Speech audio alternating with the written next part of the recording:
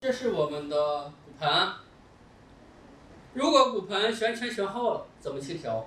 我是把它大腿弄起来给它做一个杠杆的原理。我是把它的骨盆向后、向后、向前都可以。对，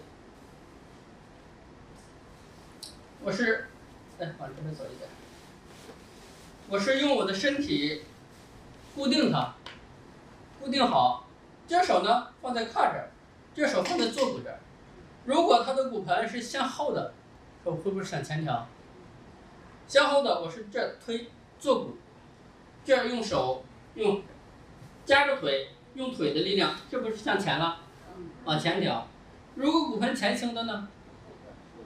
这坐骨不能推这儿了，推后边了，是这样推的。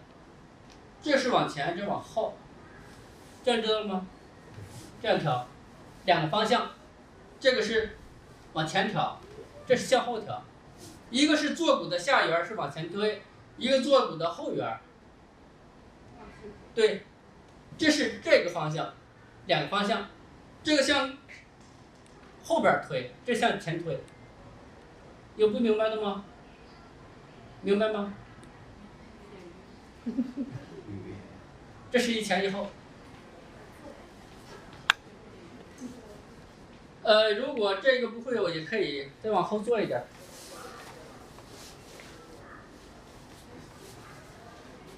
这样也行。这边呢135度，这边90度，这样固定。这个手呢，挎在这儿了。比如说，它是前倾的，我就推坐骨的后面，是不是这样可以啊？对不对？也可以啊。如果是这种情况下呢，我推下缘了，是不是这样？推，这样也可以了。趴着一个，多教你们两个。这里的吧。来推。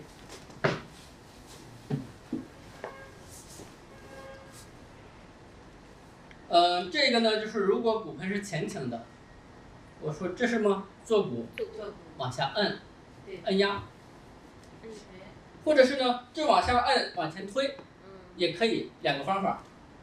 这往下推，使劲压。如果是后倾的呢，我是不是这样推啊？对。这压着，这坐骨，这样，或者是我按压对性的，压前边，是不是压前边，它的臀也会翘臀呢？也会翘臀，是一样的。这几个了，这是骨盆的上下、前后，还有旋前旋后。有很多的粉丝给我留言说，试了一下我教的手法，效果呢真的非常的好。想要跟我学习更多更好的一些手法，我每个月呢将带领100个头条粉丝进行手把手的教学。想要跟我学习的，点击头像进入主页，然后呢私信留言给我。